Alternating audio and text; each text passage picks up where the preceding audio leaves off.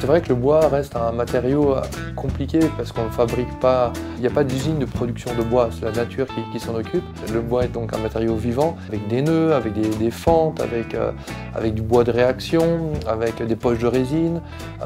Tout ça, ça joue sur les propriétés mécaniques du bois et c'est là où nous on intervient, technologues, c'est de venir avec des technologies non destructives, d'évaluer les propriétés mécaniques du bois pour choisir les bois pour nos collègues de structure.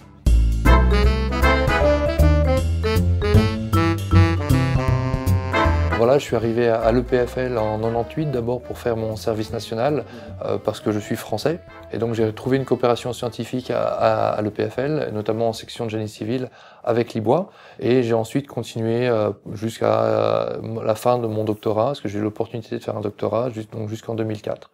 En parallèle de ça, j'ai rencontré un professeur qui a voulu monter une structure privée, donc je l'ai suivi dès 99 en parallèle de ma thèse.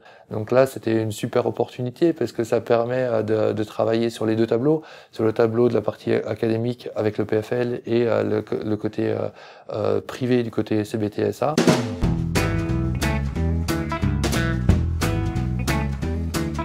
On a deux entités, la partie structure pour le calcul de structure des structures en bois et la partie technologie dont je m'occupe qui est le développement de technologies, de nouvelles technologies pour la mesure de la qualité du bois. On vient certifier des forêts, on vient certifier des bois ronds, des bois sciés, mais également sur les poteaux bois qui sont utilisés dans les parcs de réseaux électriques ou télécoms.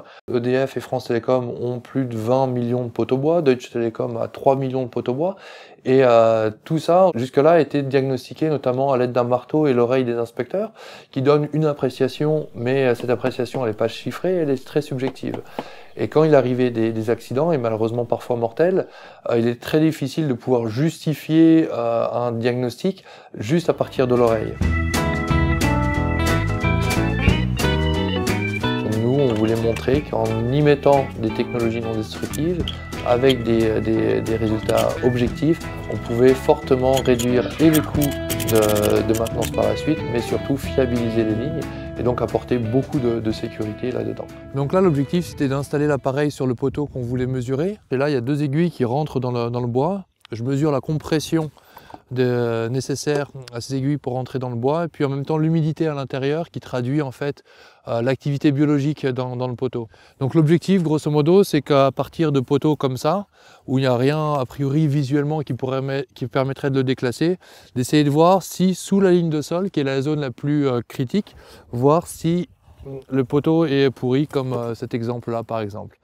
En complément, ce genre d'appareil nous donne les coordonnées géographiques du poteau. Le grand avantage de cette technique, c'est en cliquant sur un poteau que l'on voit sur une carte, d'avoir immédiatement son état de sécurité, son état de maintenance et d'avoir toutes les informations que l'inspecteur a pu prendre dans le terrain. Et c'est ça qui coûte aux entreprises, c'est d'envoyer quelqu'un dans le terrain. Alors une fois qu'il est dans le terrain, autant lui donner le maximum d'informations à récolter. Comme ça, sur une carte, on peut rapidement avoir les informations nécessaires et prévoir les budgets de maintenance en conséquence.